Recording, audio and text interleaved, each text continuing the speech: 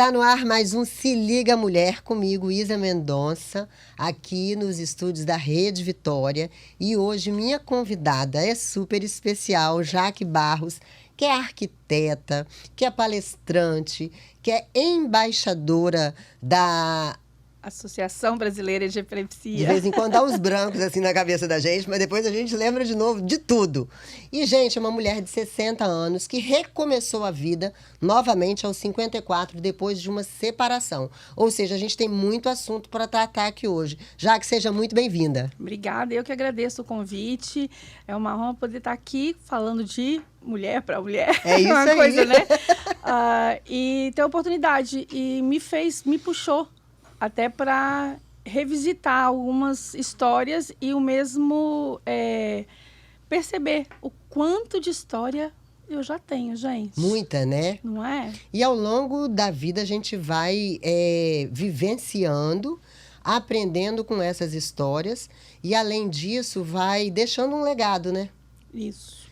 Importante que eu tenho falado muito hoje em dia, Isa, é a questão da gente perceber, né? A vida está muito imediatista, muito corrida, e parar, respirar e perceber o que você está vivendo, o que você está fazendo, e mais, até revisitar o que você já construiu para esse legado que você tanto fala, né? Que a gente falou que a gente deixa citar do jeito que você realmente gostaria de deixar, né? Eu falo muito para os meus filhos que a certeza que a gente tem é o que a gente passa de pai para filho. É verdade. Né? Essa é o nosso legado maior e a nossa perpetuidade. É a história de vida da gente, né? E como é que foi isso daí, essa separação aos 54 anos e começar tudo de novo? Então, vale destacar o peso dessa separação. Se fosse assim, um casamento curto, pequeno, seria menos peso, menos assim, separou aos 54. Mas saí de casa do pai para casa de casado, né? E foram 5 anos de namoro e 27 de relacionamento. Meia vida, né? Metade da vida mesmo, um pouco mais, nesse caso. E aí a gente fala assim, chega um momento que por mais que a gente queira, não dá mais. E tomar essa decisão, o primeiro ano é sempre muito difícil. Eu não tinha ideia do que ia acontecer. E nem se eu ia dar conta de mim. E dá um medinho, né? Olha, eu, para falar a verdade, não tive medo da separação. Porque, assim, a situação... o momento estava tão ruim que a gente precisava parar.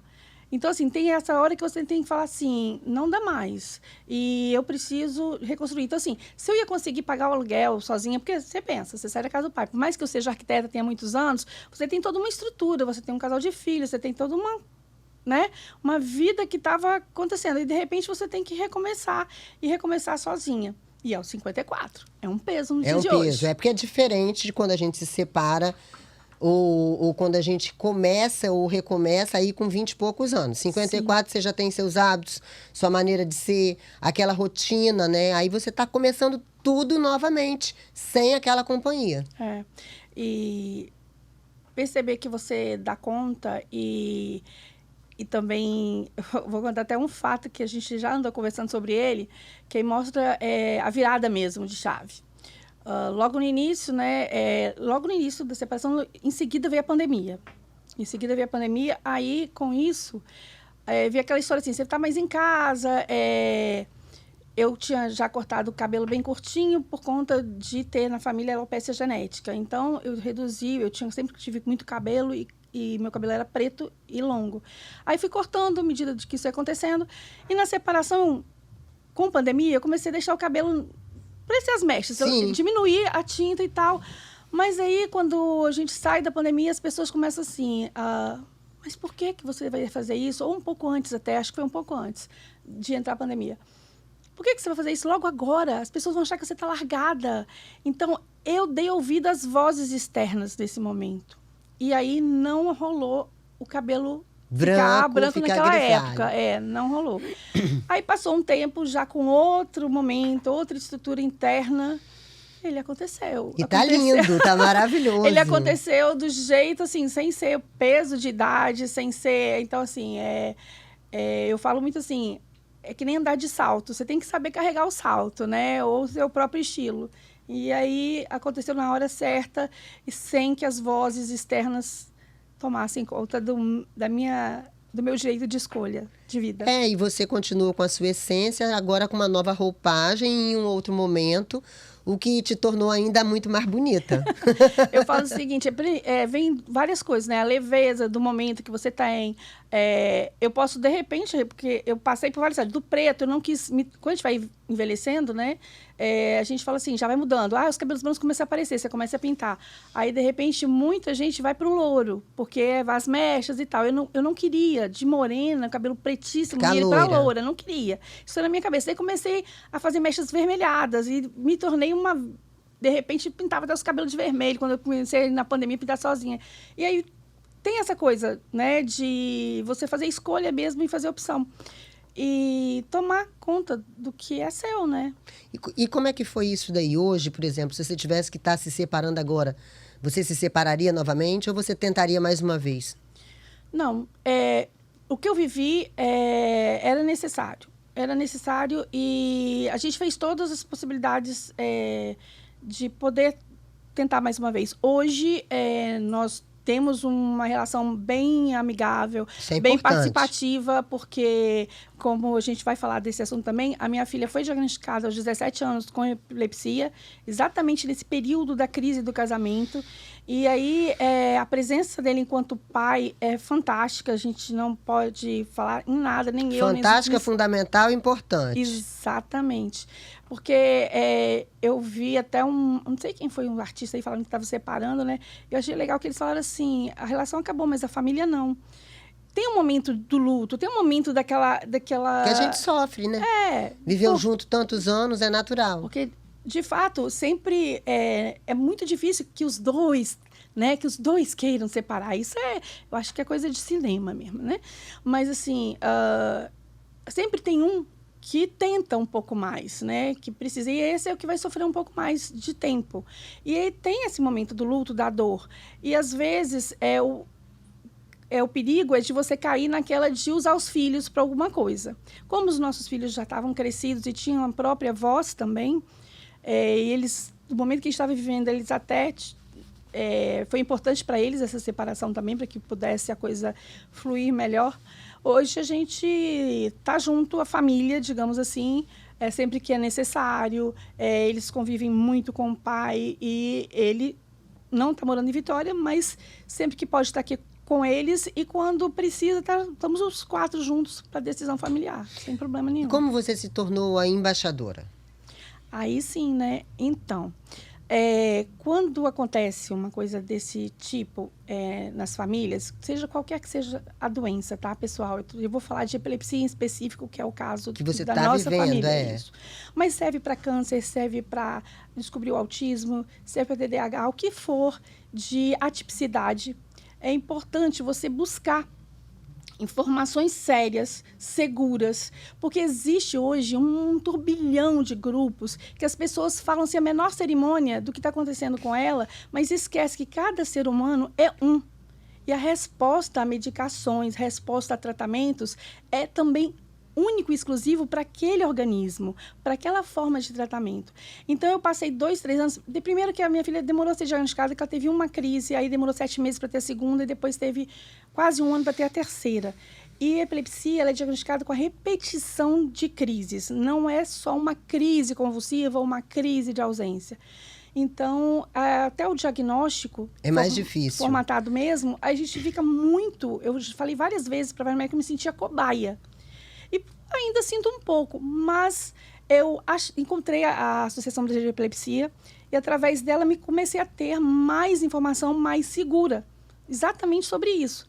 Sobre medicação, sobre primeiros socorros, sobre comportamento, sobre a família, como lidar com isso, sobre como preparar a casa, o que a gente pode fazer para ter uma casa mais segura. Para não ter um acidente. Gente, o importante da gente falar sobre esse assunto é porque muitas pessoas têm realmente preconceito. Sim. Então, por exemplo, a gente não convive com aquela situação ali, não imagina como que é. E aí você tem uma pessoa que tem epilepsia do seu lado, você pensa assim, bom, se tiver acontecendo numa igreja, você vai dizer logo que a pessoa está endemoniada. Se tiver acontecendo numa escola, você, ai, meu Deus! Eu ouvi quantas vezes as pessoas falando bem assim, ai, não pode encostar porque se babar, pega a doença. Então, a epilepsia não é uma doença que pega, não é contagioso. Exatamente. Então, já que você tocou, vamos lá, alguns mitos, rapidinho. É importante. Isso.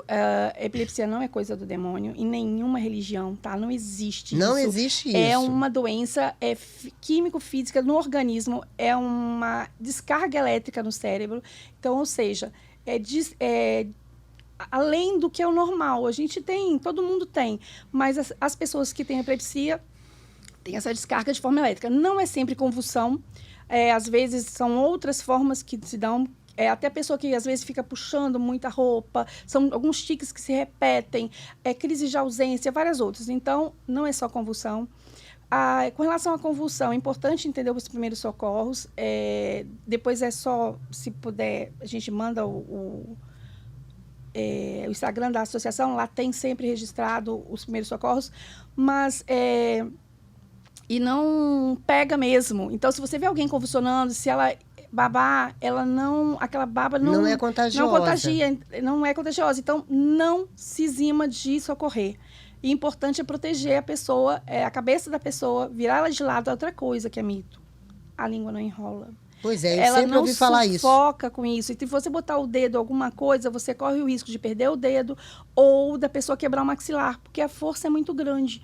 Então, o importante é você virar a pessoa de lado, para que ela não sufoque com a salivação e proteger a cabeça para ela não ficar batendo e ter um traumatismo craniano. Contar os minutos, que se for passar de 4 minutos, tem que chamar o SAMU. Se não passar, é esperar que os vai 3 voltar minutos. Ao normal. Vai voltar. Esperar a pessoa voltar a si, porque às vezes ela perde a memória, não volta a si rápido. E puxar dentro da bolsa da pessoa uma forma de identificação. A minha filha anda com uma chaveira, uma pulseira que tem identificação do meu telefone e de como fazer os primeiros socorros. Que legal, isso é tem que ser isso, é importante. Então é isso, a Associação Brasileira eu conheci através, depois da minha filha ser diagnosticada e de buscar muita informação, ver que eu teria que ser uma mãe responsável. Participante, poder, né, Jaque? E eu tenho aprendido muito, não só com a associação, mas com ela mesma. Porque, assim, mãe, às vezes é sufocante, né? A gente sufoca no intuito de proteger. De zelo, né? Então, eu acabei ganhando o segundo cordão umbilical com essa história toda. E eu acredito que muitas famílias aconteça a mesma coisa com outras atipicidades. Porque você quer tanto proteger teu filho que, às vezes, essa ânsia de proteger, você causa mais ansiedade. E a ansiedade pode ser gatilho para crises, né? Então, é importante que você saiba lidar com isso tudo. Isso você só vai aprender conversando com outras pessoas, mas... Trocando essas informações. Vou frisar. Busque informações, instituições sérias, em bibliografias que são responsáveis com relação a isso, porque de falação tem um monte, gente, e a medicação que vale para um não vale para outro. Tá vendo? Ficou aí o recadinho de Jaque para você sobre a questão da epilepsia. Agora me conta uma coisa. E com relação a Jaque palestrante, como surgiu? Porque Jaque, a formação dela é arquiteta. Sim. Então, exatamente, eu falo muito, faço palestras tendo a ver com arquitetura. Mas hoje em dia estou sendo muito chamada para conversar um pouco sobre a vida, né? Então, até estou buscando, eu falo assim, que eu criei 2 momentos no meu Instagram, que é falar sobre um hobby que eu tenho, que é flores e cores. Sou apaixonada por folclore, então eu criei as minhas flores de sábado. Eu vou à feira em Jardim da Penha no sábado. Ai, que delícia. Escolho minhas flores, faço arranjo e dou dicas sobre isso. É bem hobby, gente. É uma coisa bem assim, eu gosto muito. E a outra é exatamente sobre essa questão da vida, né? De como a mulher hoje, aos 60, não é mais a mesma mulher que há 20 anos atrás. Nós somos super ativas, estamos, assim, com muitos sonhos. E eu, como recomecei a minha vida, tenho vários sonhos que foram reestruturados, entendeu? Sonhos e projetos. Por exemplo, teve um que eu fiquei sabendo, conheci recentemente, que é o Retrofit. Isso. E fiquei apaixonada. Conta um pouquinho. Então, vou juntar as duas coisas para a gente fechar a coisa da palestra. Aí, com isso, como eu gosto de... Vocês já viram que eu gosto de contar histórias. Gosto de contar uma história. E acaba que isso... Juntou ela e Isa, pronto, acabou. A gente fica aqui 25 minutos só, não. Então, acaba que isso traz um pouco de... fala que telling stories é a melhor forma de você atrair não só a atenção, mas passar uma mensagem, Claro. né? Então, acaba que isso aconteceu tanto na área da arquitetura, quando eu falo para dentistas, eu falo para dentistas, gente, eu falo como potencializar o negócio através da arquitetura. Eu fui convidada pelas universidades, com uma parceria com o Conselho da Odontologia, para a gente estar dando palestras nas universidades para quem está formando, indo para o mercado de trabalho. Porque eu falo o seguinte, às vezes, você sai da faculdade, quando aprende o ofício, né, já está de bom tamanho, mas aprender o que tem no mercado de trabalho, ele demora aí uns 2, 3 anos batendo no muro, e se você pode ter isso, e é isso que a gente fala, né, nas turmas dos últimos anos, a gente tem sido convidada para falar de como estruturar o negócio e como utilizar a arquitetura não só para otimizar espaço. A gente fala muito hoje que o espaço ele tem uma ergonomia que vai além das medidas, que é o que o espaço provoca no comportamento das pessoas. Então, a gente fala muito sobre isso. Então, como você vai fazer com que o teu colaborador trabalhe mais, melhor e feliz, né? E como você pode fazer a experiência do teu cliente ser uma experiência muito fantástica e inesquecível. Interessante, que ele passe a divulgar você, né, através do Instagram dele, através das chamadinhas, usando o teu espaço, enquanto você não pode fazer isso, porque tanto o Conselho da Odontologia, da Medicina e do Direito tem regras com relação a isso. E você tem uma publicidade espontânea por conta dessa experiência que é provocada pelo espaço.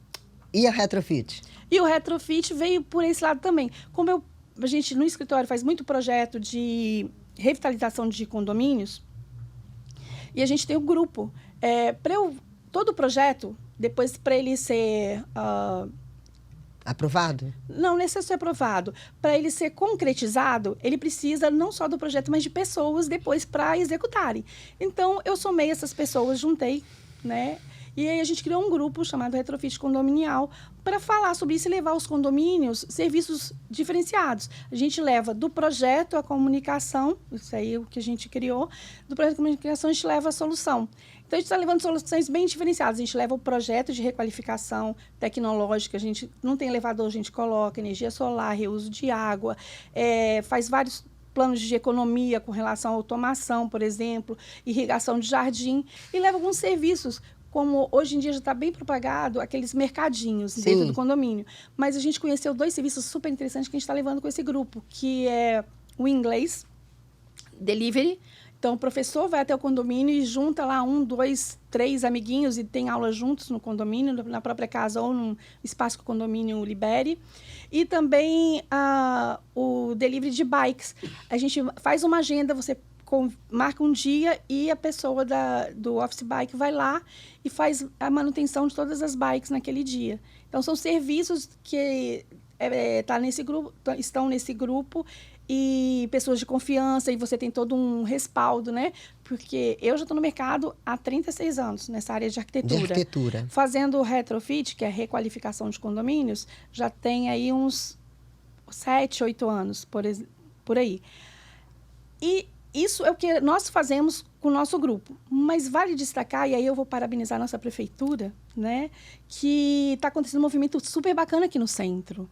No centro de Vitória? Porque retrofit veio mesmo, se você pegar a origem, o que isso significa, é você requalificar os imóveis que têm cunho de patrimônio histórico.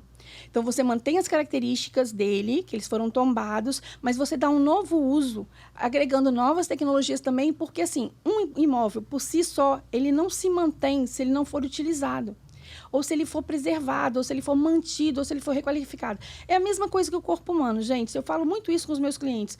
Se você se cuida para chegar ao 100 hoje em dia, né? Eu quero chegar aqui, sabe passar, hein? Vou lá concorrer com o Niemeyer. Me aguardem. Se você se cuida para isso, tua casa e teu prédio, teu patrimônio com relação à edificação, também tem que ser cuidado. Tem que fazer plano de manutenção, tem que estar sempre requalificando. O que tem de tecnologia nova? O que a lei está me sugerindo de eu melhorar? Acessibilidade, várias tantas outras. Então, você fazendo isso, você leva essa edificação, que poderia durar 100 anos, a durar 200, 300 anos, e tua herança vai sendo deixada aí, né? Você falou um tema interessante, por exemplo, eu falo muito de Lisboa, que eu morei lá. E lá a gente tem, na parte baixa da cidade, a parte antiga, os prédios que tem aquela carcaça, né? Você olha e você fala assim, nossa, o prédio antigo, como aqui em Vitória. Só que quando você entra, é uma coisa de louco. Tanto é que eles são usados pelo Airbnb. E são, assim, caros pra caramba o aluguel, a diária, porque eles têm por dentro toda uma infraestrutura, piso, aquecedor, banheira, toda a tecnologia atual dentro daquele prédio que por fora parece antigo, apesar de estar restaurado. Sim. Então, eu penso que aqui em Vitória, né, a gente estava falando da cidade, se fizer esse tipo de coisa, a gente consegue, inclusive, trazer novamente para o centro mais vida. Sim, sim. E eu acho que tem 2 cunhos aí, e aí a gente vai passar para um outro tema que é bacana também. Tem o cunho que você falou, né, de você resgatar essas que vai ajudar no turismo, e você pode ter, como foi o modelo do Copan, lá em São Paulo, que Sim. tem estúdios lindos, assinados por arquitetos, que a pessoa vai e está no Airbnb, não está caro, a diária, né? Na verdade, não está caro, porque eles fizeram um modelo para atrair as pessoas para a revitalização do centro histórico de São Paulo. E é uma coisa que é boa de acontecer aqui em Vitória também. Mas é importante também pensar no cunho social, porque se você tem tanto prédio vazio e gente precisando de moradia, né? A gente pode pensar nisso, né? Levar alguns prédios a terem pessoas que sejam cadastradas e que possam ali estar trabalhando. Não sou a favor de dar nada de graça para ninguém. Eu acho que aí pode ter uma reversão, uma conversão no sentido da responsabilidade social da própria pessoa, um condomínio que seja, um aluguel, ou um serviço. Um aluguel social, ou né? um serviço que ele mesmo possa depois, como a gente sai de bolsas de faculdades, que depois você tem que dar um serviço. Ou isso, mas tem que se pensar. Eu acho que pode mediar aí nas duas coisas, que eu acho super bacana. E falando em cunho social, você falou de tanta coisa que eu criei, né? Eu criei o Brechó Obra.Vix, gente. Pois é, olha que legal isso. O Brechó da Obra, né? Que eu estou movimentando, e aproveitar a oportunidade que você está falando assim, que é de cunho social também. Como eu sou arquiteta e a gente faz muita reforma, sempre sai muita coisa e acaba na caçamba. E aí eu tenho feito hoje essa fala de pedir aos meus clientes, e estou valendo isso com o grupo que a gente tem de arquitetos, mais de 200 arquitetos que a gente está sempre se comunicando, de estar movimentando isso, né? Incentivando o seu cliente, em vez de jogar na caçamba, doar. Então, eu tenho... Móveis? O que sair da obra, até revestimento que sai, bancada que sai, que bacana. Vaso sanitário, às vezes a pessoa não sabe nem onde jogar fora, não quer mais aquilo ali. Tudo que dá para ser aproveitado, a gente dá. E eu levo isso direto, eu tenho instituições cadastradas para instituições que cuidam ou fomentam pessoas a se movimentarem. Como a Rede Protagonista está lá sempre movimentando o pessoal da comunidade a se desenvolver. A gente conseguiu carteiras. Estavam sendo jogadas 100 carteiras fora. De 100, nós fizemos 50. Carteira escolar? Isso. Aí, ajudou lá o povo. Acabamos de doar estou fazendo um consultório odontológico e 2 salas que eram de advogados. E aí, toda doação foi levada para uma instituição lá de Vila Velha que cuida de crianças com deficiência. Estruturou lá melhor o escritório, que estava sem condições de receber as famílias. Então, é isso que a gente está fazendo. Que legal, que bacana. Olha, gente, por aí, por esse tanto de experiência vivida que Jaqueline Barros, arquiteta, palestrante, acabou de falar para a gente consegue perceber que existe muita vida após os 60 anos. Não, aos 60. Aos e 60. Se Deus quiser, como eu falei, né? Eu acho que enquanto você sonhar e tiver força, né? Assim, não basta só sonhar, você tem que ter atitude, né? É verdade. E você fizer o passo à frente para que alguma coisa, você faça um movimento para que isso vá adiante, nem que não seja você a pessoa que vai dar o pontapé lá pro pênalti, mas que você dê o passo pro pênalti acontecer, a coisa a gente vai conseguir fazer o mundo que a gente quer, né? Jaque, olha, muito obrigada pela sua participação. O link da descrição no vídeo, ele vai estar lá direitinho, depois com tudo isso daí que você falou pra gente. E assim, agradeço muito. Aqui passa rapidinho. Sim. São 25 minutos. Eu fico querendo conversar mais, mas eu sei que eu não posso. Então, assim, quero te agradecer imensamente por você ter aceitado o nosso convite e ter vindo aqui hoje contar um pouquinho da sua experiência. Eu que agradeço a oportunidade mais uma vez, né? Estar junto com vocês é sempre bom.